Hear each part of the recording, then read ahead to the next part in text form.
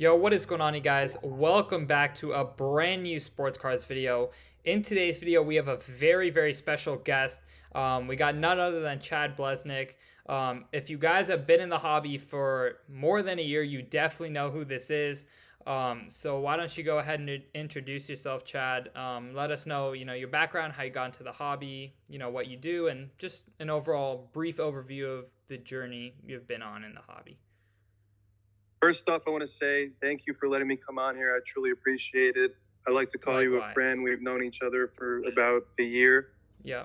And I've been in the hobby my whole life pretty much. I'm 27 right now. I started in 2002, 2003. I was at the National in 03. LeBron kind of got me into the hobby at the beginning. My brothers, we run a breaking company, CBlez Sports Cards, and they're both older than me. One of them's 5 years older. One of them's 8 years older. And ever since I can remember, they've always been collecting. And I've been a collector for most of my life. And then I kind of went into the business side of it in 2017. But I'm also a diehard collector to this day. And I love collecting. I love investing. I just love the whole business of sports cards, honestly. Yeah, no, that's awesome. I know 2003 was probably like the best year to possibly get into sports cards. If you had any LeBrons, I'm sure those have appreciated a lot. But at what point, and like, what was the turning point that kind of made you realize that this could be more than a hobby, right? That this could be a business. I know a lot of people have, different stories of, just loving sports cards as a hobby, but to turn it into like an everyday full-time thing. Like, what was kind of the thought process there? To be honest, me and my middle brother Scott, we would always be in breaking rooms ever since like 2013, 2014, and it wasn't that big. We would go into Firehand Cards, who's still around today, and we would just, it used to be only random teams. Like, it was very simple back in the day. Like, everyone would pay the same price. That's what a random team is. You don't know what you're getting. Now, CBlez, the business that we run, is kind of built on pick your teams, although we do random teams. Yeah. But we were in breaking rooms ever since I can remember. I remember the John Wall year. I think that was like 2012 or 2011. 11, yep. And we would just, yeah. And basically in 2016, my middle brother Scott went to my older brother Jared, and he's like, I think we could come into this industry on the business side of it and start a breaking company. And at the time, I was a senior in college. So the first year of CBlez Sports Cards, I actually wasn't really there. I was kind of like a viewer, and I would like give my input here and there on like what was going on. But I didn't really look for a job when I was a senior in college because I just knew that I was going to come into the business. They welcomed me in, and pretty much I just knew it was kind of destiny for me to be in sports cards because I've just been in it for so long. I have a lot of knowledge on sports cards, and just it's what I love. And I believe that if you have the opportunity to do something that you love, you just take it, because we live one life. It's a short life, and you love if you have the ability to do that. Yeah, I know, 100%. I think that's been such a blessing from, since the pandemic and pretty much since the sports card market has really taken off. I know countless dealers, countless content creators that have really been able to turn this hobby into a day-to-day business and to support their own lifestyles and just not have to worry about doing something else on the side. That's definitely really awesome. But as someone who's been involved in so many different sides of the hobby, from breaks to investing in singles to content creation, you've pretty much seen it all. Like, I wanted to ask you personally, like, what do you like the most, and where do you see the most upside and potential going forward in terms of someone out there who's looking to make this a full-time job or full-time career? Which side of the hobby do you see the most upside in? I think that's an amazing question, first off. And I'm like a feel person with this industry. I like to test all the waters and see what people are doing, and then see like what fits best for me. Mm-hmm. So more recently, I've been focusing more heavily on the content side of it, the marketing side of it. I broke pretty much 6 days a week from 2017 to 2021, roughly. And I do the singles throughout all of that. But personally, I love for new people. I think raw to grade is coming back, and it's something that's very available to do right now. I made a lot of money buying raw cards in 2017, 2018, 2019 on the rise of the industry. I was buying all the raw cards, Prism, Optic, Select, Mosaic. I'd buy all that stuff and send it into PSA and just even if you make like a 2-3x multiple on your PSA 10s, the key is you want to be able to break even on your nines. If you can break even on your nines and have the upside of getting a 10 to make a 2-3x, which is kind of what it's becoming again, then I think you buy singles raw and you just send them in. I think right now it's kind of tough to get into the breaking side because there's a lot of established companies that have been around for a while and they're kind of elevating and growing. But I do think there's a lot of opportunity on the content side. The content side, I always encourage people to do more. I love seeing people grow on the content side. And I think that there's a lot of opportunity there for content, especially with TikTok right now, because it's the algorithm of TikTok is not about having a following as much as it is about making viral content. So if you can actually make stuff that everybody in the hobby wants to see, you'll get big on TikTok quicker than any other platform. So I think that's a good place to start for a lot of people looking to get into the content side of it. Yeah, no, that's great advice. I've always said content side and technology side is where I kind of see the most kind of growth going forward. I know there's a whole lot of new companies that have entered the space since the pandemic, such as Alt, Card Ladder. These companies have really kind of made their mark and grown a big following, and a lot of people using their apps. So I think, that's definitely a great answer. But that does lead me into my next question. I've seen a lot of your grading videos, your grading return videos where you send cards in.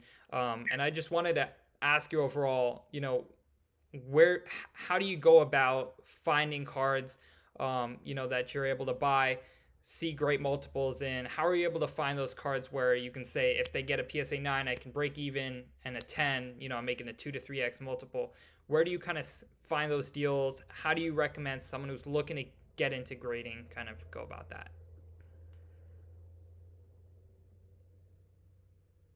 I think it's something where you kind of have to go into waters that are not that easy to figure out, because when you're grading something, it's not about the prices of the cards today. It's about the prices of the cards when you're expected to get them Exactly. back. Yeah. So if you know a player is, let's say a player has a great rookie year and you want to buy, let's say, Kenny Pickett cards or Brock Purdy, you kind of have to think, what is going to be the market for this player? Let's say 1 month if you're doing a fast turnaround time, 2 months if you're doing a medium, 6 months if you're doing a long one.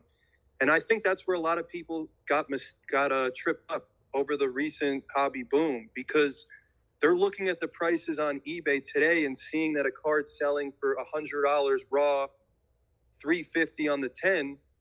But if something happens, circumstances change, the card could come back in 6 months and it could be worth $100 in a 10 for different circumstances that you're not going to know. Yeah. I mean, so you kind of have to look at like a player that you think has upside, because it gives you a cushion. So I like Kenny Pickett, for example. I think that going into next season, he's going to be hyped. So I'm going to look to buy his raw cards because I think in 6 months from now, he's going to be a guy that people are chasing. So I'm trying to buy his raw cards now because I feel like he's going to have hype in the future. Yeah. But if you look at a player like, let's say like someone who ended the season kind of poorly, like a Deshaun Watson, let's say. He played terrible this year. Yeah. So if you look at Deshaun Watson of his cards, what they're selling for today, it's kind of a risk, because before next season, he's not going to have any hype because he played so bad. So it's like his cards are probably going to go down because there's not much hype on him. Yeah. So if you see a card of him in a PSA 10 selling for $300 today, you don't really want to buy the raw card, because that card could easily be $150 when you get it back. And then you're sitting there saying, why is this card not worth 300?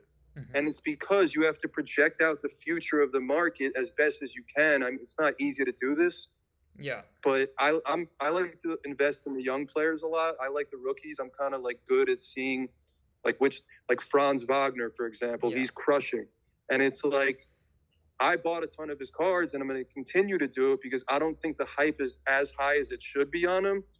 So he's another example of a guy that you can go out there and buy his raw cards because probably heading into next season, he's going to have a lot of hype. Yeah. Usually before the season happens, whoever finished the last season good gets a ton of hype heading into the next one. That's just what I've seen over the course of time. So I like to buy the guys who play good in the second half of the year, but had a bad first half of the year, because those guys, their stats might not be as good as I know them to be. And there's a lot of opportunity with guys like that. Yeah, no, I'll definitely second that. My personal favorite time to send cards in for grading is beginning of the off season with players who I think are going to be the most hyped before the next season, because therefore you have no risk of injury, no risk that a player's market cools down. Because before the start of the season, I think is always when a sport is overall at its kind of highest level, from what I've seen. So that's definitely really smart. So before I get you out of here, I do want to end with a little bit of some rapid questions. Just short, short questions, just Okay. cool, fun questions. So the first one is, who's your favorite player to collect? I think we already know this. Luca. Luca. Oh, not Franz. Okay. Okay. Luca. It's Franz is more of an investment. Okay.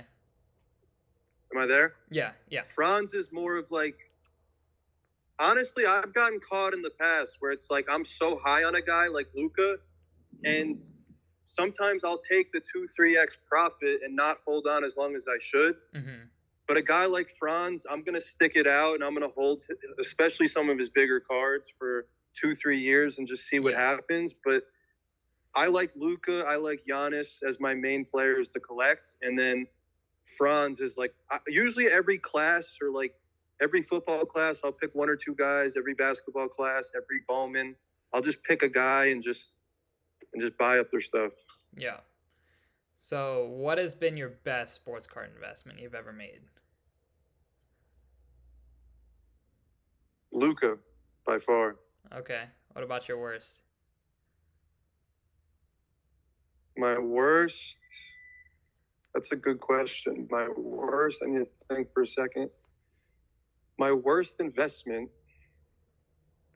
Your The biggest sick loss. thing is, it's like I invested in Mo Bamba, I invested in Yeah. Kevin Knox, and I made money on them. I Yeah. literally made money on those It's guys about because of the timing for market them. conditions. Yeah. Yeah. That actually Yeah. makes sense. So where is your favorite place to buy cards? eBay. eBay. Okay. What about sell? eBay too? Selling, that's a very tricky question. I think it depends. If I want to get out of a card fast, I would say a card show. I don't like the fact that people can cancel on eBay, then you have to wait a week, then you have to relist it. So if I want to get out of a card fast, I'm going to a card show. Like if I have cards I want to get out right now, I'm going to the Dallas Card Show and getting. I'll even take a little bit less money to get the sale done, because of the fact that if you sell it on eBay, you're going to probably get less money if it gets canceled and relisted. So I'll take even a little bit less at a card show. Yeah. So leading into my next question, what's your favorite memory from a sports card show that you've been to? From a show? Yeah.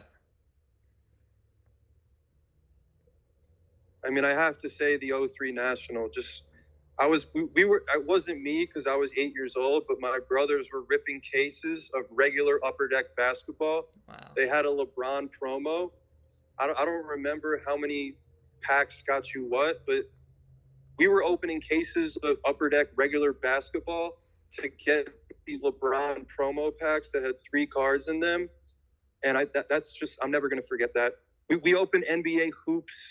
It had like a weird name, but we pulled like a patch card of Kevin Garnett, and we were going nuts. Yeah. Because we pulled a patch card. Yeah. Because they literally didn't have many autographs or patches in the product back then. Yeah. But now you get a patch card and it's like no big deal. Hmm. But I remember us pulling a Kevin Garnett patch, and that was like a case hit back then. It Wow. was insane. Yeah. What has been your biggest pull ever? My biggest pull of all time is Yeah.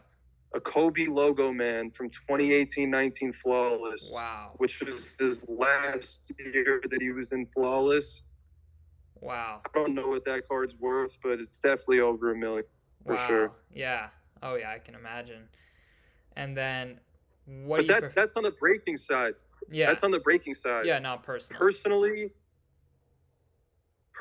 my biggest pull is that's another good question. I don't think I've hit anything like tremendously big because historically I don't really open too much of the high end because I could never Mhm. really afford it.